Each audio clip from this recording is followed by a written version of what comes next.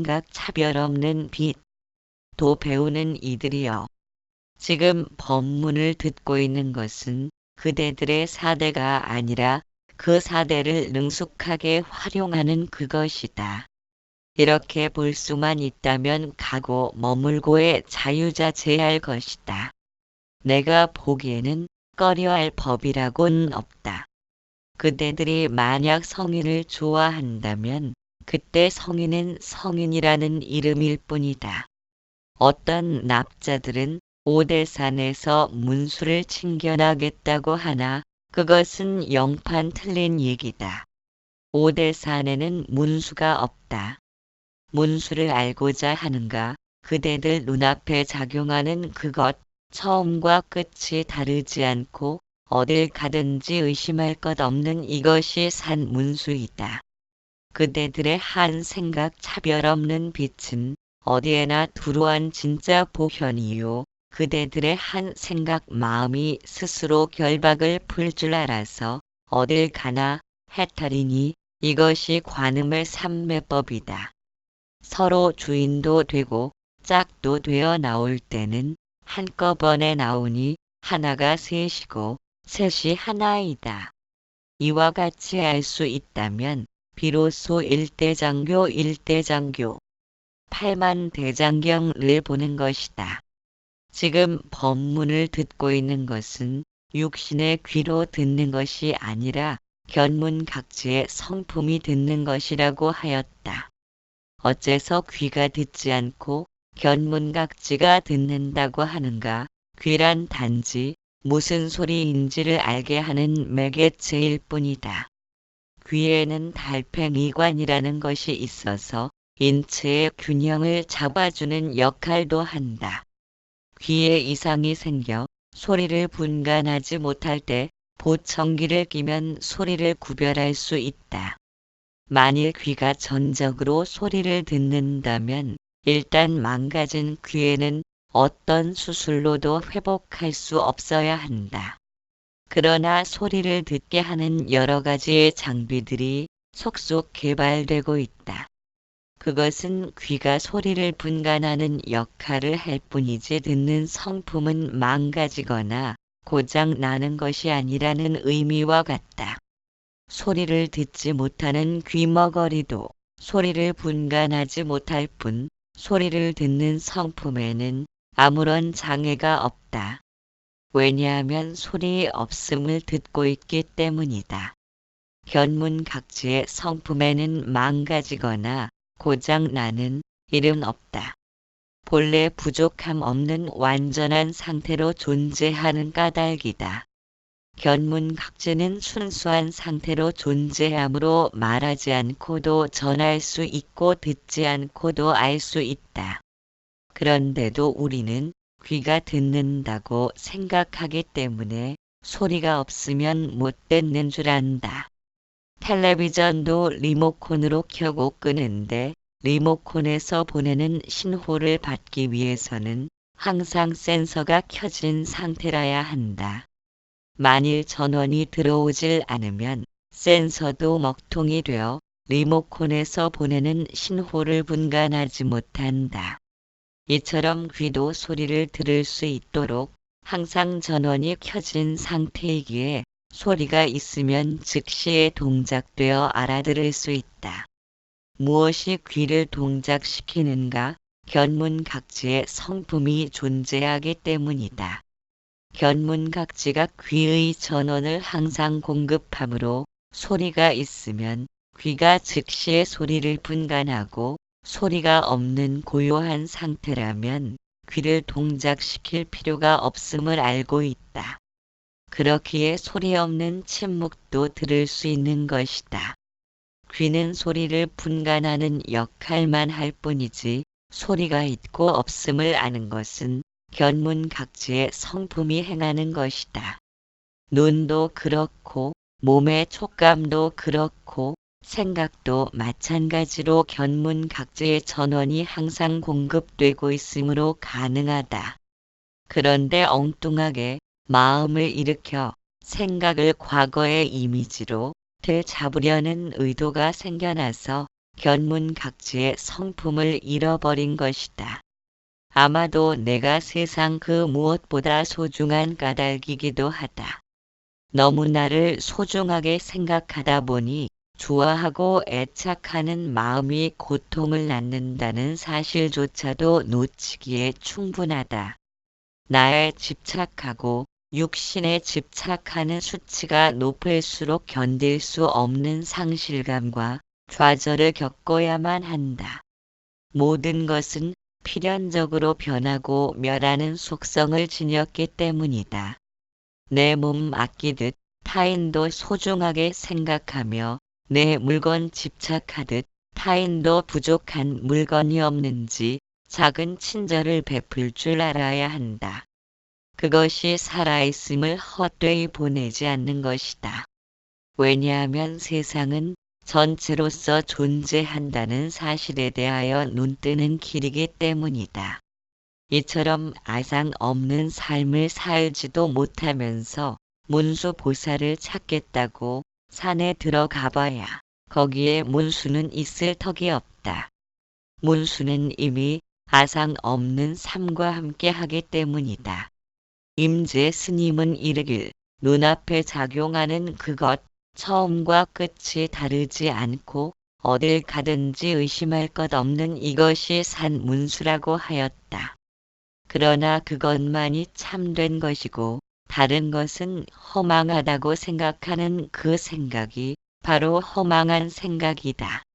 고기를 잡았으면 통발을 버리라고 황벽 스님이 말했듯이 그것이 무언지를 납득했다면 그것을 묵묵히 지켜볼 뿐 그것에 대한 생각을 짓지 말아야 한다. 그것에 대한 생각을 짓는 것은 모두 망념으로 작용하게 된다. 모든 것은 전부 포기할지라도 그것만큼은 손에 꼭 쥐어야겠다는 아르마리 병에 걸리고 만다.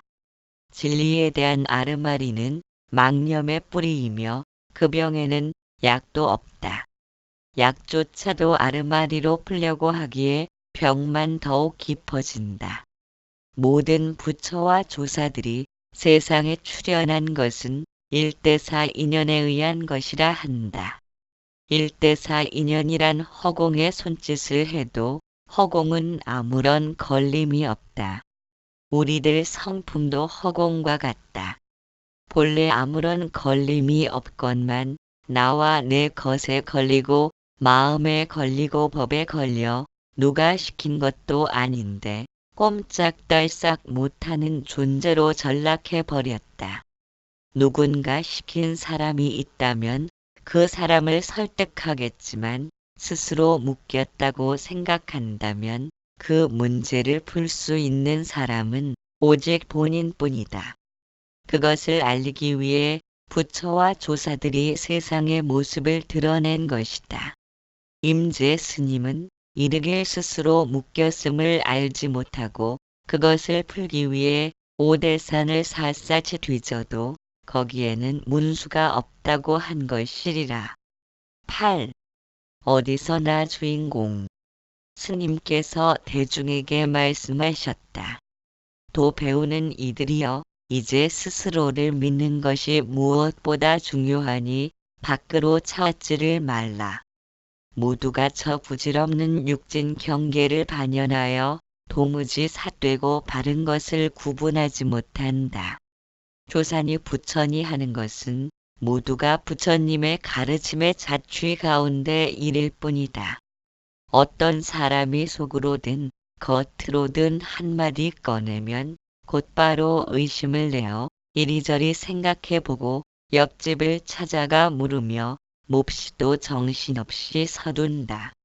대장부라면 그렇게 주인이니 도적이니 옳거니 그르거니 색이니 재물이니 하며 쓸데없는 이야기로 나를 보내지 말라.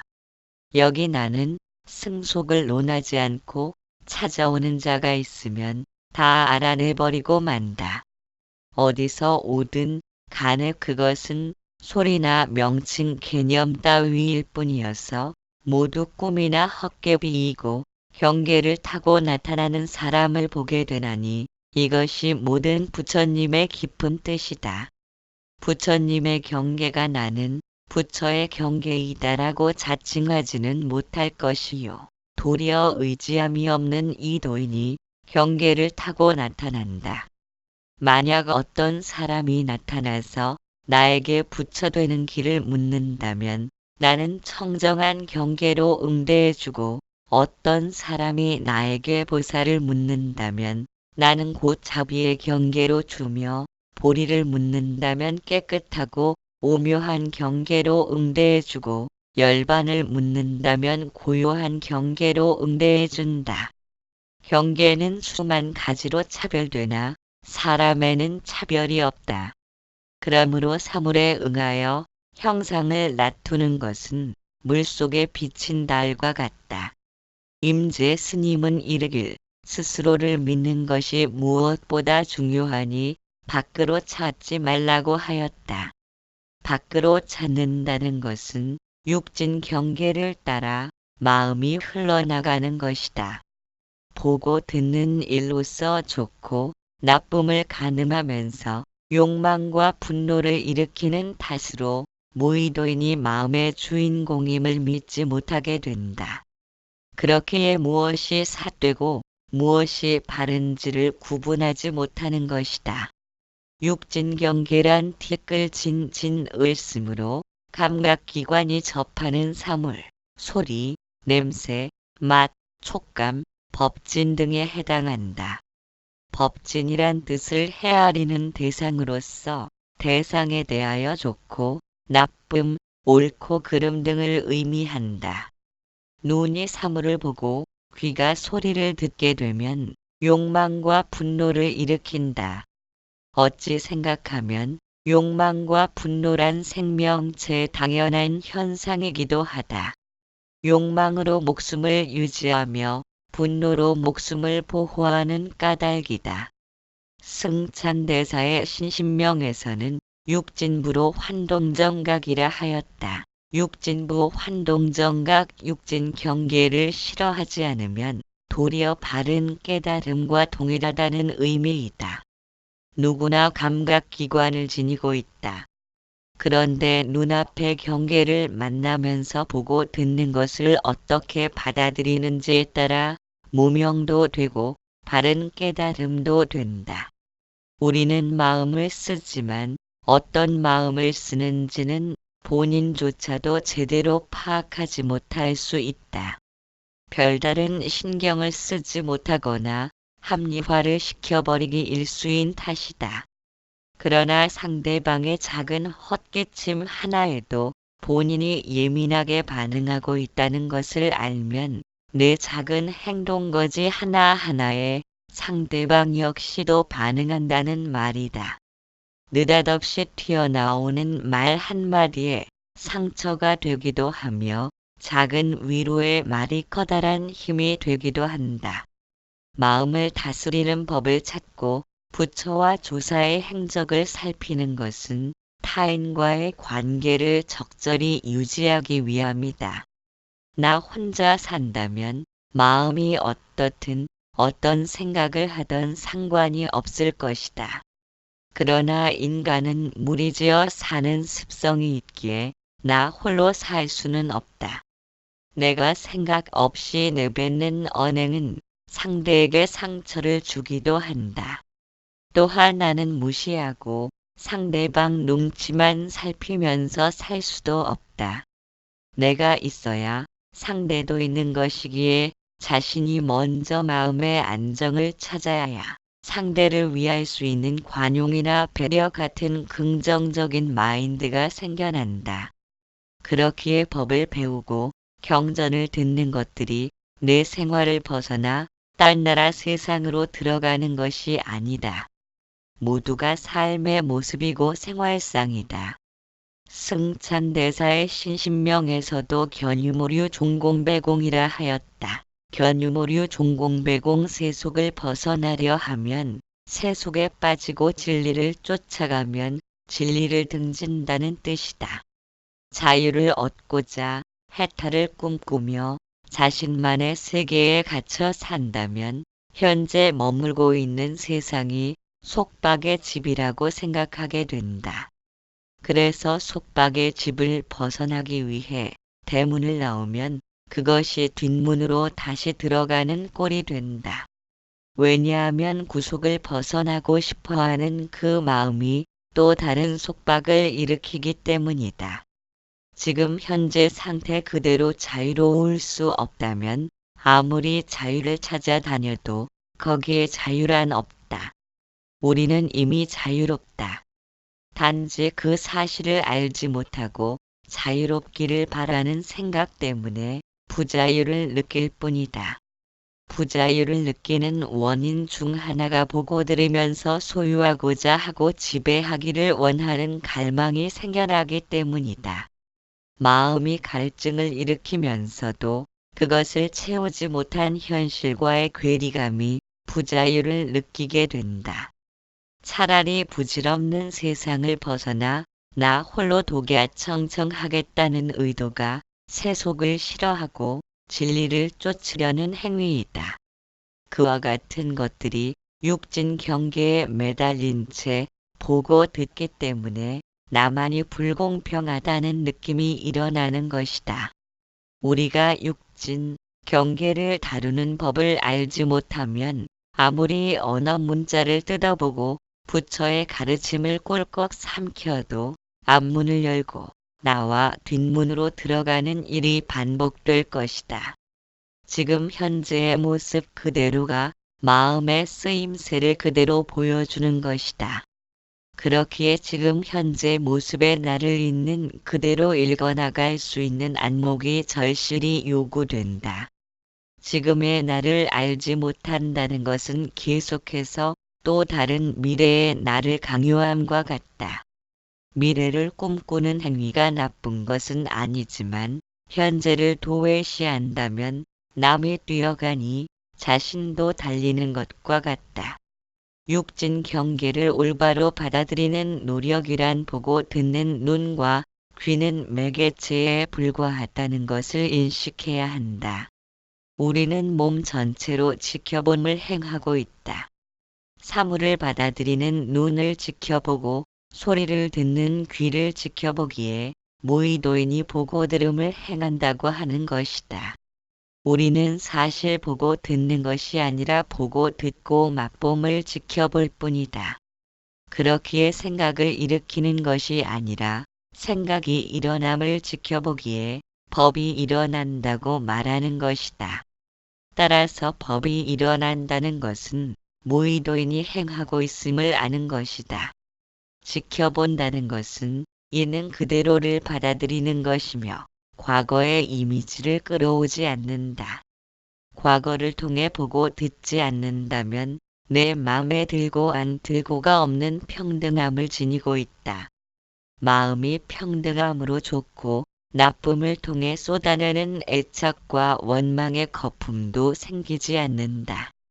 사람과 사람이 만나는 것도 자신의 이미지를 끌어들이지 않으므로 그 사람과 하나가 되며 그 사람 자체가 된다. 사물도 마찬가지로 사물 그 자체가 되어 사물에게 주어진 임무를 완수하도록 최선을 다할 것이다. 임재 스님이 말씀한 바와 같이 경계는 수만 가지로 차별되어 나타나지만 무의도에는 차별이 없다. 그러나 차별 없는 지켜봄을 알지 못하기에 사물의 외관과 명칭에 집착하여 욕망과 분노를 일으키게 된다. 그것은 마치 물속에 비친 달을 보면서 찌그러지면 슬픔에 잠기고 반듯하면 기뻐하는 것과 같다. 그러한 나의 모든 희로애락을 지켜보는 그것이 무의도인일 것이다. 깨진 그릇에는 제호를 담지 못한다. 도 배우는 이들이여. 그대들이 진여법을 깨치고자 한다면 반드시 대장부라야 한다. 시들시들 나약하게 흐느적거려서는 안 되니 깨진 그릇에는 제호를 담지 못하기 때문이다. 큰 그릇이라면 남에게 흘리지 않고 어딜 가나 주인공이 되어 선 자리 그대로가 모두 참여해야 하는 것이다. 다만 찾아오는 자가 있거든 모두 받아들이지 말아야 한다. 그대들이 한 생각 의심하면 곧 마구니가 마음속으로 들어오니 보살이 의심을 낼 때 생사의 마구니가 틈을 타는 것이다. 다만 생각을 쉬면 될 뿐 다시 바깥으로 구하지 말고 사물이 다가오면 오는 대로 관주하도록 하라. 그대들이 지금 바로 작용하는 이것을 믿기만 하면 아무 일도 없다.